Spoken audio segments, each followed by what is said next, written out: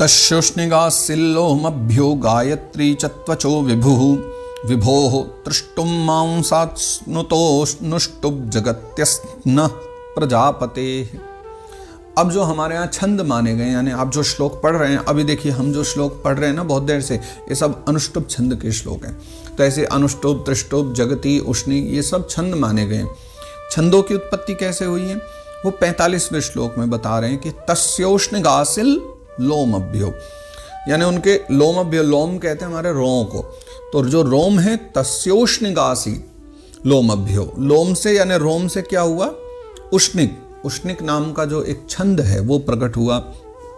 उसके बाद गायत्री च, ये रोम इनसे, और गायत्री च त्वचो विभू, फिर गायत्री जो छंद है वो त्वचा के द्वारा है ना, ये हमारी जो खाल है, त्वचा कहिए इसको, स्किन है, तो त्वचा के द्वारा गायत्री जो है, गायत्री मतलब वो गायत्री, गायत्री छंद की बात हो रही है यहाँ पर, गायत्री छंद जो है इससे प्रकट हुआ है। फिर त्रिष्टुम मांसात् स्नुतोऽनुष्टुप्, यानी त्रिष्टुप जो छंद है वो कहाँ से, वो ब्रह्मा जी के मांस से प्रकट हुआ है। और स्नुतोऽनुष्टुप्, अनुष्टुप छंद जो भागवत जी में सबसे ज़्यादा प्रयोग, भागवत जी में क्या सभी पुराणों में सर्वत्र अनुष्टुप छंद का प्रयोग बहुत होता है, जो 32 अक्षरों में लिखा जाते हैं ना श्लोक। तो ये कहाँ से प्रकट हुआ है, ये स्नायु से प्रकट हुआ है, ब्रह्मा जी की स्नायु से अनुष्टुप छंद की उत्पत्ति हुई है। और आगे लिखते हैं जगत्यस्थ्नः प्रजापते, अस्थिनः, अस्थि बोलते हैं हमारे हड्डियों को, तो जगत्यस्थ्नः प्रजापते, प्रजापति ब्रह्मा जी के अस्थियों के द्वारा जगती छंद जो है प्रकट हुआ है। और अगले श्लोक में बतला रहे हैं और बाकी कौन कौन से कहाँ से प्रकट हुए। मज्जायाः पंक्तिरुत्पन्ना बृहति प्राणतो भवत् स्पर्शस्तस्या भवत् जीवः स्वरो देह उदाहृतः। मज्जायाः पंक्ति उत्पन्ना, ब्रह्मा जी की मज्जा से जो है पंक्ति प्रकट हुआ है, पंक्ति जो छंद है वो उत्पन्ना। और बृहति प्राण तो भवत, जो बृहति छंद है वो ब्रह्मा बाबा के प्राणों से प्रकट हुआ है। और आगे लिखते स्पर्शस्तस्या भवत जीवः, ऐसे ही जो है ना उनका जो जीव स्पर्श वर्ण है और देह स्वर वर्ण है वो कहलाया है, अर्थात जीव स्पर्श वर्ण और देह स्वर वर्ण कहलाया। समझे बात को, ब्रह्मा जी की एक आत्मा है और एक शरीर है, यानी जैसे हमारा ये शरीर है उसके भीतर आत्मा भी है। तो ब्रह्मा जी का जो जीव है यानी ब्रह्मा जी की जो आत्मा है वो तो स्पर्श वर्ण कहलाए। स्पर्श वर्ण पता है क्या होता है, कादयो मावसाना ह्यणुन्तस्था, ये जब व्याकरण पढ़ते हैं वहां पर आता है ना, तो अवसान संज्ञा किनकी होती है, स्पर्श वर्णों की। और स्पर्श वर्ण कौन से होते हैं, क से लेकर म पर्यंत, यानी कु चू टू तू पू, ये 5 वर्ग होते हैं। तो क ख ग घ ङ छ छ ज झ ञ ट ठ ड ढ न त थ द द न प फ ब भ म, ये 25 वर्ण जो हैं ये स्पर्श वर्ण कहे गए। ये कौन है, ये ब्रह्मा जी की आत्मा है। और उसके बाद वो लिखते हैं स्वर वर्ण जो हैं वो ब्रह्मा जी का देह है। स्वर वर्ण कौन से, यानी आ ई उ री री ए ओ आई औ। हाँ, संस्कृत व्याकरण में एक री शब्द और जुड़ता है। आपके यहाँ तो आ ई उ इस प्रकार से बोला जाता है हिंदी में, री मात्र आता है, लेकिन व्याकरण में वैसे तो आ ई छोटा बड़ा नहीं बोलना पड़ता, अ ई उ री सीधा बोलते हैं और फिर उनको दीर्घ और ह्रस्व के रूप में वो हो जाते हैं 2-2।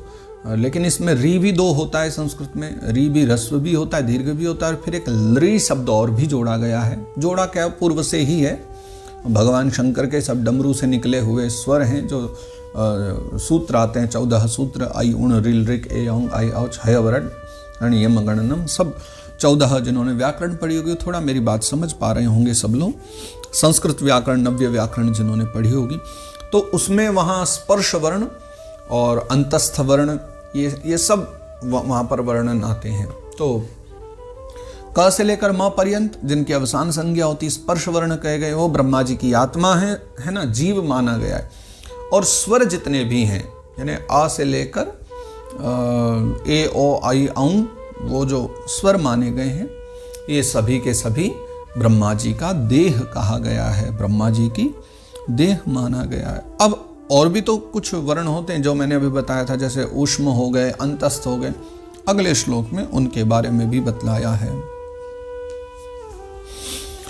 उष्माणमिन्द्रियाण्याहुरन्तस्था बलमात्मनः स्वराः सप्तविहारेण भवन्ति स्म प्रजापतेः। कहते हैं कि भगवान ब्रह्मा जी की जो इंद्रियां हैं उन्हीं को ऊष्म वर्ण कहा गया है।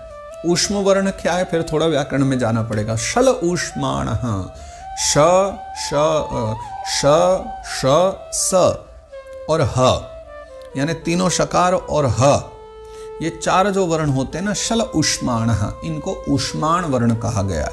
तो ये जो ऊष्माण वर्ण है ये कौन है? ये ब्रह्मा जी की इंद्रियां हैं, या ये कहो ब्रह्मा जी की इंद्रियों के द्वारा प्रकट मानते हैं।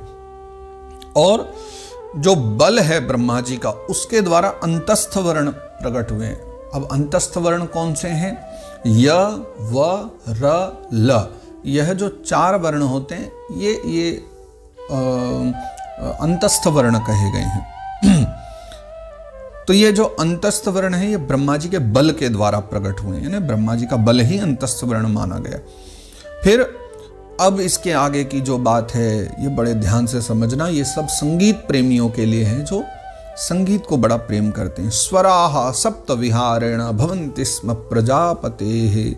फिर ब्रह्मा जी की जो क्रीड़ा है, अब शरीर की बात नहीं हो रही, आत्मा की नहीं, प्राणों की नहीं, ब्रह्मा जी के जीवन की जो क्रीड़ा है, उस क्रीड़ा से कौन कौन उत्पन्न होते हैं? निषाद, ऋषभ, गांधार, षडज, मध्यम, धैवत और पंचम, ये 7 स्वर जो हैं ब्रह्मा जी की क्रीड़ा से उत्पन्न हुए हैं। तो संगीत प्रेमियों, आपको ये पता होना चाहिए कि वैसे तो सब नारायण से उत्पन्न है, लेकिन ब्रह्मा जी जब सृष्टि को बनाते हैं तो भगवान नारायण की बनाई हुई प्रत्येक चीज को वो प्रकट कर रहे हैं। तो ब्रह्मा जी की क्रीड़ा के द्वारा यह 7 स्वर प्रकट हुए हैं। षडज, ऋषभ, गांधार, मध्यम, पंचम, धैवत, निषाद, ये सब के सब ब्रह्मा जी की क्रीड़ा से 7 स्वर प्रकट होते हैं। उसके बाद आगे एक श्लोक में और बड़ी प्यारी बात वो कहते हैं, शब्द ब्रह्मात्मनस्तस्य व्यक्ता व्यक्तात्मनः परः ब्रह्मावभाति विततो नाना शक्त्युपब्रंहितः। तो ब्रह्मा जी जो है ना वो शब्द स्वरूप, शब्द ब्रह्म स्वरूप माने गए हैं, है ना। वो आगे लिखते हैं शब्द ब्रह्मात्मनस्तस्य, शब्द ब्रह्म रूप जो है ब्रह्मा जी हैं। वे वैखरी रूप से व्यक्ता व्यक्तात्मनः परम, वैखरी रूप से व्यक्त और ओंकार रूप से अव्यक्त हैं। यानी वैखरी रूप से देखे तो सर्वत्र फैले हुए, है ना, मतलब एक स्थान पर है, फैले नहीं है। वैखरी रूप से देखे तो एक स्थान पर है, लेकिन अव्यक्त रूप से भी वो सर्वत्र, ओंकार रूप से वो अव्यक्त हैं, सब में समाये हुए हैं। तथा उनसे परे जो परिपूर्ण ब्रह्म है, ब्रह्मावभाति विततो नाना शक्त्युपब्रंहितः, यानी उनसे परे जो सर्वत्र परिपूर्ण पर ब्रह्म है, भगवान की चर्चा कर रहे हैं, वही जो है ना अनेकों प्रकार की शक्तियों से विकसित होकर इंद्रादि रूपों में भास रहा है। अब समझिए जो बात आई है कि ब्रह्मा जी शब्द ब्रह्म रूप हैं, ठीक है, वो वैखरी रूप से एक भी दिखाई पड़ रहे हैं और जो है ओंकार रूप से अव्यक्त भी हैं, सब में समाये हुए भी। लेकिन उनसे प्रकट होने वाले जो कुछ भी अभी हमने चर्चा करी, इंद्रियादि, वो सब उस परिपूर्ण पर ब्रह्म के कारण ही भास हो रहा है, यानी हमें अनुभव हो रहा है, दर्शन हो रहा है कि वो विद्यमान है।